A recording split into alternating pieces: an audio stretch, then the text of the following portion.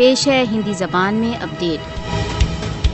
मोदी शासन NIA तथा SIA जैसे भीषण संगठनों को कश्मीरियों के दमन के एक शस्त्र के रूप में प्रयोग कर रहा है। मोदी ने अपने संगठनों को अधिकाधिक नेताओं तथा कारकुनों को सन 1989 से अब तक की सभी हत्या की दुर्घटनाओं में सम्मिलित करने के आदेश दे दिए हैं। यहाँ तक कि मोदी शासन अपनी न्यायिक व्यवस्था को कश्मीरियों को दोषी ठहराने के लिए एक टूल के रूप में प्रयोग कर रहा है।